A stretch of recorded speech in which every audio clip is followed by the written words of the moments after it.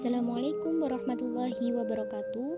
Kami dari kelompok 5 mata kuliah Pasar Modal Syariah akan memaparkan hasil diskusi kelompok kami dengan judul Reksadana Syariah.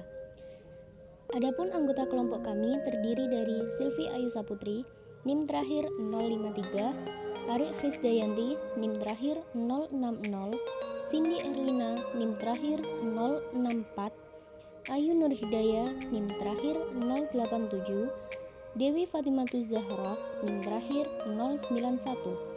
Adapun pembahasan dalam materi kami meliputi pengertian dan jenis reksadana, pandangan syariah tentang reksadana, perkembangan industri, keuntungan dan resiko investasi melalui reksadana, jenis-jenis reksadana syariah, teknik perhitungan bagi hasil pada reksadana, dan yang terakhir reksadana syariah di Indonesia.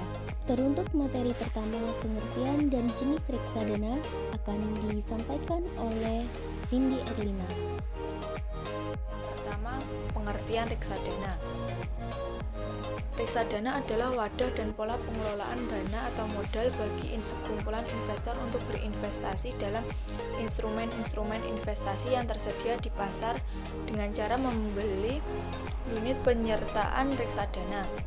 Menurut Fatwa Dewan Syariah Nasional nomor 20 DSN MUI 9/2000, reksadana syariah adalah reksadana yang beroperasi menurut ketentuan dan prinsip syariah Islam, baik dalam bentuk akad antara pemodal sebagai pemilik harta dengan manajer investasi sebagai wakil sahib al-mal, maupun antara manajer investasi sebagai wakil dengan pengguna investasi. Sementara menurut Undang-Undang Pasar Modal Nomor 8 Tahun 1995 Pasal 1 Ayat 27, reksadana adalah wadah yang dipergunakan untuk menghimpun dana dari masyarakat pemodal untuk selanjutnya diinvestasikan dalam portofolio efek oleh manajer investasi. Dari beberapa pengertian reksadana tadi dapat disimpulkan bahwa reksadana adalah suatu wadah yang digunakan untuk pengelolaan atau menghimpun sekumpulan dana dari masyarakat pemodal yang kemudian untuk diinvestasikan ke dalam portofolio investasi oleh manajer investasi, yang mana dalam hal ini cara pengelolaan serta kebijakan investasinya mengacu pada syariat Islam. Yang kedua, jenis-jenis reksadana. Jenis-jenis reksadana yang pertama adalah reksadana saham. Reksadana saham adalah reksadana yang melakukan investasi sekurang-kurangnya 80% dari portofolio yang dikelola ke dalam efek bersifat ekuitas atau saham. Yang kedua, reksadana campuran.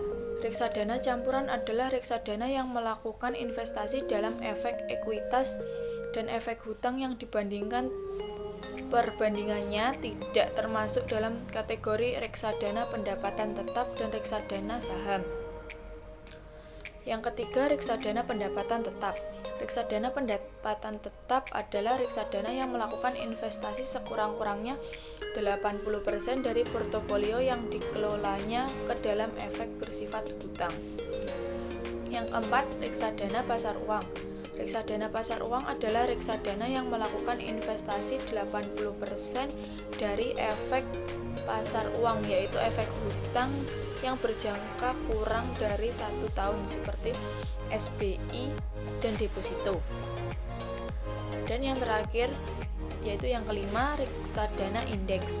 Reksadana indeks adalah reksadana yang isinya adalah sebagian besar dari indeks tertentu atau tidak semua yang penting merelaksikan indeks tersebut dan dikelola secara pasif, artinya tidak melakukan jual beli di bursa kecuali ada subscription baru atau redemption.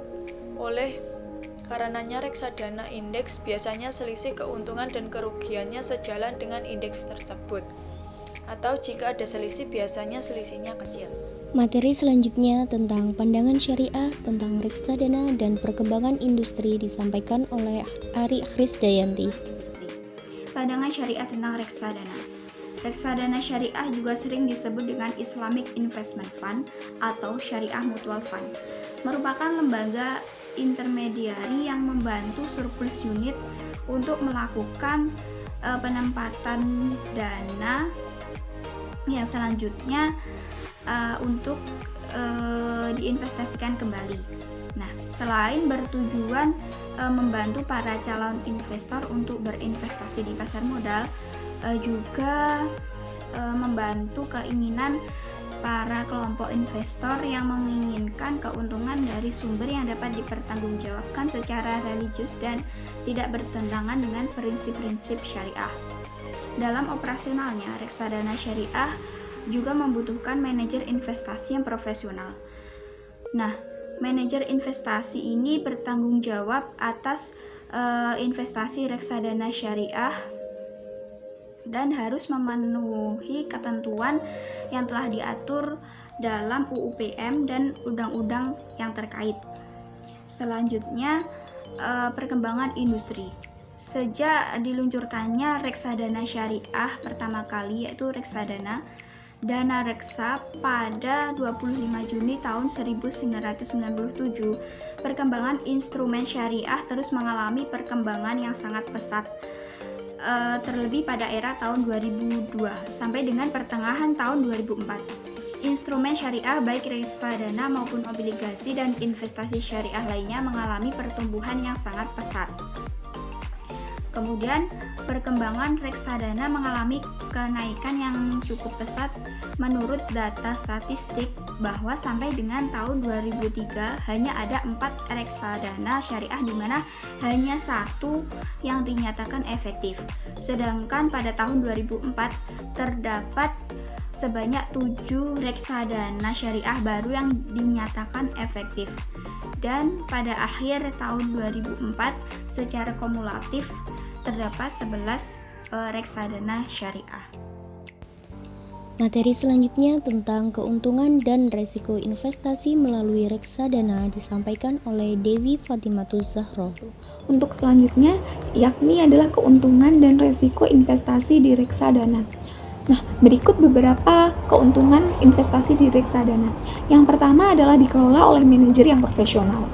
Yang kedua adalah transparan. Yang ketiga adalah fleksibel.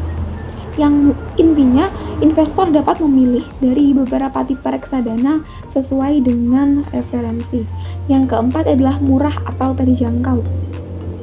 Dengan dana 100.000 saja investor sudah bisa berinvestasi di reksadana. Nah, yang kelima adalah sangat liquid. Untuk unit penyertaan bisa dijual kapan saja dan MI wajib membeli sesuai nilai aset bersih atau NAB. Untuk selanjutnya, terdiversifikasi secara otomatis. Yang ketujuh, kemudahan dalam alokasi aset.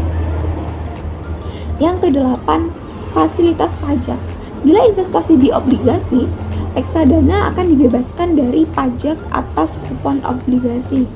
Namun, sesuai dengan peraturan mengenai reksadana yang terbaru, mulai tahun 2011, reksadana akan dikenakan pajak sebesar 5% dan tahun 2014 meningkat menjadi 15%. Yang kesembilan adalah aman dan diatur lebih ketat karena peraturan yang berlaku di pasar modal akan berlaku bagi reksadana pula. Yang ke-10, bisa memenuhi banyak kebutuhan investasi karena keragaman jenis dan perbedaan-perbedaan reksadana yang ditawarkan kepada investor. Berikut beberapa resiko yang mungkin dihadapi dalam berinvestasi di reksadana. Yang pertama adalah resiko berkurangnya nilai up karena tidak ada jaminan bahwa MI akan selalu memberikan hasil dalam mengelola dana. Yang kedua, resiko perubahan kondisi ekonomi dan politik karena perkembangan di luar negeri yang dapat mempengaruhi dalam negeri. Yang ketiga, resiko likuiditas reksadana terbuka pada saat MI tidak dapat membeli kembali up dari investor karena kekurangan uang tunai. Yang keempat, resiko once prestasi jika ada pihak terkait seperti emiten, bank, kustodian, pialang, atau agen penjual gagal memenuhi kewajibannya. Dan yang terakhir, resiko berkaitan dengan peraturan. Materi selanjutnya tentang jenis-jenis reksadana dan teknik perhitungan bagi hasil pada reksadana disampaikan oleh Silvi Ayu Saputri. Pengelompokan jenis reksadana syariah didasarkan kepada portofolio aset yang menjadi objek investasinya sebagai berikut. Yang pertama, reksadana syariah Islam, yaitu reksadana dengan saham syariah yang tercatat di pasar modal syariah Indonesia sebagai portofolio asetnya. Yang kedua, reksadana syariah berbasis sukuk, yaitu reksadana syariah yang sukuk sebagai portofolio asetnya. Yang ketiga, ada reksadana syariah pendapatan tetap, yaitu reksadana syariah dengan portofolio asetnya berbentuk efek syariah pendapatan tetap. Yang keempat, ada reksadana syariah pasar uang, yaitu reksadana syariah yang portofolio asetnya berbentuk efek syariah pasar uang. Yang kelima, ada reksadana syariah campuran, yaitu reksadana syariah yang portofolio asetnya terdiri atas komposisi antara saham syariah, efek syariah pendapatan tetap, dan efek syariah pasar uang. Komposisi efek syariah yang menjadi portofolio aset di reksadana tersebut harus disampaikan terlebih dahulu kepada investor di awal penerbitannya. Keenam, ada reksadana syariah terproteksi, yaitu reksadana yang portofolio asetnya terdiri atas komposisi efek syariah pendapatan tetap dengan efek syariah lainnya. Karena terproteksi, umur reksadana ini terbatas selama periode tertentu dan otomatis bubar pada saat jatuh tempo. Yang ketujuh, ada reksadana syariah indeks, yaitu reksadana syariah yang portofolio asetnya terdiri atas efek syariah yang merupakan konstituen suatu indeks. Yang kedelapan, ada reksadana syariah berbasis efek syariah luar negeri, yaitu reksadana syariah yang portofolio asetnya terdiri atas minimal 51% efek syariah luar negeri dan maksimal 49% efek syariah dalam negeri. Terakhir, yang kesembilan, ada Exchange Traded Fund atau ETF, adalah reksadana syariah berbentuk KIK yang unit penyertaannya diperdagangkan di bursa efek. Meskipun termasuk reksadana syariah, tetapi ETF sebenarnya karakteristiknya lebih mirip saham syariah karena investor dapat melakukan jual beli unitnya melalui pasar reguler bursa efek. Materi selanjutnya tentang teknik perhitungan bagi hasil pada reksadana syariah menurut fatwa DSN, yaitu yang pertama, hasil investasi yang diterima dalam harta bersama milik pemodal dalam reksadana syariah akan dibagikan secara proporsional kepada para pemodal. Yang kedua, hasil investasi yang dibagikan harus bersih dari unsur non-halal, sehingga manajer investasi harus melakukan pemisahan bagian pendapatan yang mengandung unsur non-halal dari pendapatan yang diyakini halal atau thorik al-halal min al-haram. Yang ketiga, ada penghasilan investasi yang dapat diterima oleh reksadana syariah. Ada dari saham yang berupa dividen, right, dan capital gain. Dividen yaitu bagi hasil atas keuntungan yang dibagikan emiten, baik dibayarkan dalam bentuk tunai maupun dalam bentuk saham. Right yaitu hak untuk memesan efek lebih dahulu yang diberikan oleh emiten. Sedangkan capital gain yaitu keuntungan yang diperoleh dari jual beli saham. Selanjutnya ada dari obligasi, yaitu berupa bagi hasil yang diterima secara periodik dari laba emiten. Ada juga dari surat berharga pasar uang, yaitu berupa bagi hasil yang diterima dari issuer. Dan yang terakhir ada dari deposito, yaitu berupa bagi hasil yang diterima dari bank-bank syariah. Yang keempat, perhitungan hasil investasi yang diterima oleh reksadana syariah dan hasil investasi yang harus dipisahkan dilakukan oleh bank kustodian dan setidak-tidaknya setiap 3 bulan dilaporkan kepada manajer investasi untuk kemudian disampaikan kepada para pemodal dan Dewan Syariah Nasional. Dan yang terakhir, kelima, ada hasil investasi yang harus dipisahkan yang berasal dari non-halal akan digunakan untuk kemaslahatan umat yang penggunaannya akan ditentukan kemudian oleh Dewan Syariah Nasional serta dilaporkan secara transparan. Materi terakhir tentang reksadana syariah di Indonesia disampaikan oleh Ayu Nur Hidayah. Reksadana syariah di Indonesia.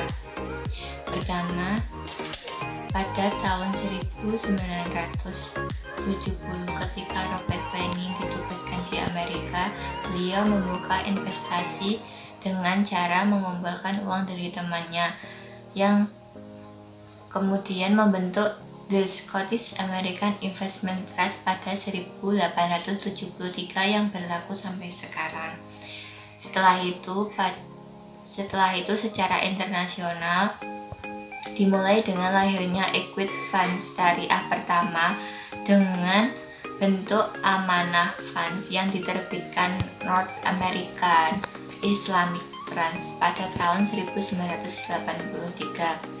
Pada tahun 1995 diperkenalkan reksadana syariah oleh National Bank Saudi Arabia dengan Global Trade Equity dan muncullah Undang-Undang Nomor 8 tentang reksadana. Beberapa reksadana syariah di Indonesia antara lain PT Permodalan Nasional Madani Investment Management atau PNMIM, Syariah Platinum Access yang berperan sebagai agen penjualan dan bank penerima pembayaran. Dan selanjutnya PT Andalan Arta Advisindo atau AAA Security bekerjasama dengan Bank Danamon meluncurkan produk reksadana syariah bernama AAA Syariah Ban. Setelah itu PT Permodalan Syariah Madani Investment Management PNMIM meluncurkan 2 reksadana baru, yaitu reksadana PNM Amanah Syariah dan reksadana PNM PUAS atau Pasar Uang Andalan Saya. Yang terakhir, Bank Syariah Mandiri meluncurkan produk reksadana syariah bekerjasama dengan Mandiri Security selaku manajemen investasi Deutsche Bank sebagai bank kustodian dan PT Bakti Asset Management atau BAM mengeluarkan produk reksadana baru yang diberi nama Big Dana Syariah. Sekian pemaparan materi dari kelompok 5, kurang lebihnya mohon maaf yang sebesar-besarnya. Terima kasih atas perhatiannya dan sampai jumpa di video selanjutnya. Wassalamualaikum warahmatullahi wabarakatuh.